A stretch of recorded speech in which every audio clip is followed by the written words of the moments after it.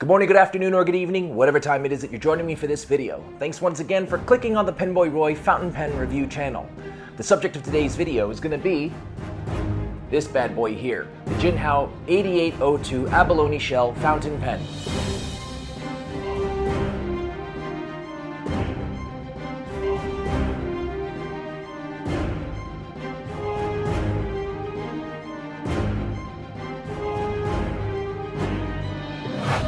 Alright, before I get started, let me just remind you guys to check out the affiliate link in the description below for Gold Spot pens, and make sure you use coupon code Garfield at checkout, because by doing so, depending on when you're watching this, you can score yourselves extra savings and also help out the multi-dozen-dollar corporation known as Pentertainment Studios. Also, make sure to check out the PenBoyRoy Pentertainment Podcast, available on all your favorite podcasting apps. It's where myself and Tom Otto, we like to call him the Odd Oink, we just ramble about fountain pens, we talk about the hobby, and every week we're going to pick what we call the pen of the week. So it's a fun podcast, so make sure you check those out, and thanks goes out to Gold Spot Pens and Luxury Brands of America for being sponsors. So, let me get on with the review of the Jinhao 8802.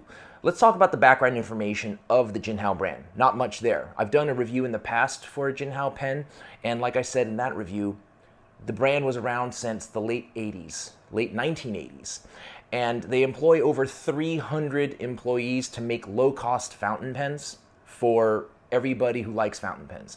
Now, being that they're low cost doesn't necessarily mean that they are low quality, though sometimes you find that with a lot of their pens. In the case of the 8802, I'm going to go into it more. I don't feel like that completely and entirely applies, and I'll explain what I mean later.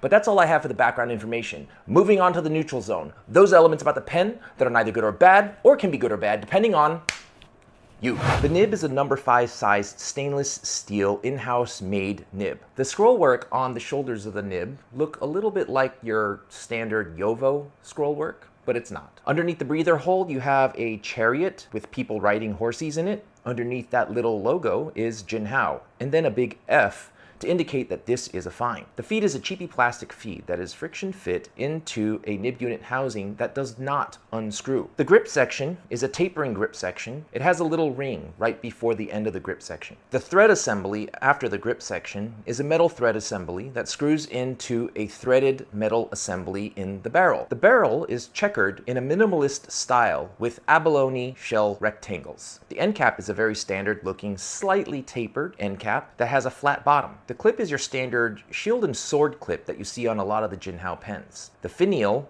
is this finial. I don't know really how to describe it, but it kind of looks like a pelican finial without the birds. The cap is a straight cylindrical tube. The center band is your simple wedding band style center band that says Jinhao on the front and absolutely nothing on the back. This pen caps and uncaps via snap cap. This pen fills using cartridges or converters. I don't really have packaging for you because it just came in a padded envelope in a little plastic body bag. That's it. That's all I have for the neutral zone. Moving on to the good. Those elements about the pen that are good. So let me talk about the writing experience. When it comes to the writing experience of this pen, the pen writes very well. I'm actually surprised that out of the box, or rather out of the pen body bag, it just wrote really smoothly. The line is consistent, it's relatively wet. So if I had to clock this pen between being dry and wet, I would say it's on the wetter side. It provides a nice line. It is a fine, but just a touch on the wetter side, and I do appreciate that. What I also really like about this nib is how smoothly it actually writes. There's not much give in the nib, but it does have a slight amount of bounce. Whether you post or not post this pen, the writing experience is rather comfortable. And that's even with the grip section being as thin as it is. Even though it kind of slightly tapers, the pen has a certain heft and weight to it where it doesn't feel like it's slipping or sliding out of my hand while I'm writing with it.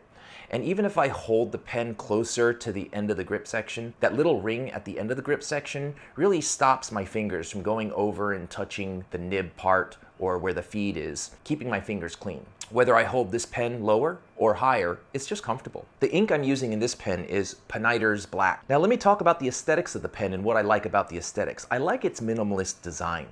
I like the fact that the whole thing is not covered in abalone shell. Now typically I really love pens that just are overly opulent looking and is just coated and surrounded in all this abalone shell. But in this case, for some reason, The contrast and the metric separation of the abalone rectangles and the black really appeal to me.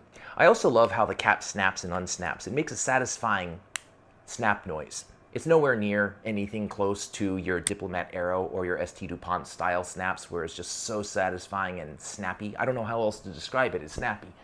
But this one also holds its own, even though it's not close to those other pens. That's all I have for the good. Moving on to the bad. Let's talk coin. Now, when I purchased this pen, I purchased it on Amazon for $12 from a seller called Lenixi. I think that's how you say it. If I'm wrong, I apologize. Now, this pen can be $12 and it can range to $20 depending on the seller and who you're buying it from on Amazon. I don't think that's a bad price for the pen that you're getting, especially considering that this may very well be the lowest cost abalone shell pen on the planet. So having said that, I think it's a great value. However, there are some caveats to that. And speaking of caveats to this pen, moving on to the ugly. Those elements about the pen that should not be, but are. Now, like I said, there are some caveats to this pen. $12 not bad, $20 still not bad, but what I did find, and I had two of these pens, was with one of the pens, the thread assembly that connects the section to the barrel comes off. It's as if the brand uses Elmer's glue to glue the parts together, and I'm showing you a picture here of another Jinhao pen that this happened to before I actually used epoxy to fix it. Now, this happens very frequently with me and Jinhao pens, and it's not that big of a deal because the fix is really easy. Just some 2-part epoxy, a Q-tip or a toothpick, put some on, put it on, wait a day, or however long you're supposed to wait, and boom, it's fixed. However, I'm of the frame of mind where if I buy something, I don't want to do the job of the maker for them. I'm buying it because they're making it for me. But it's not that really big of a deal. I know I nitpick a lot, but that's all I have for the ugly. It's high noon. Decision-making time. Should you or should you not pull the trigger on the Jinhao 8802 Abalone Shell Fountain Pen? I'm very picky and I like to be anal retentive when it comes to stuff.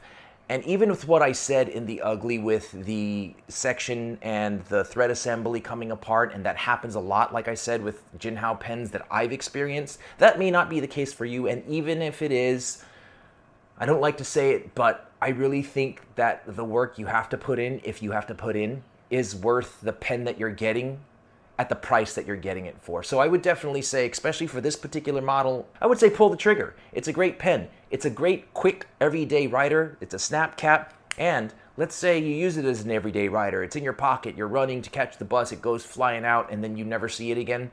Guess what? Replacing it is not going to break the bank. So that was my review on the Jinhao 8802. I have trouble saying 8802. It almost sounds like I'm saying 802. 8802 Abalone Shell Fountain Pen.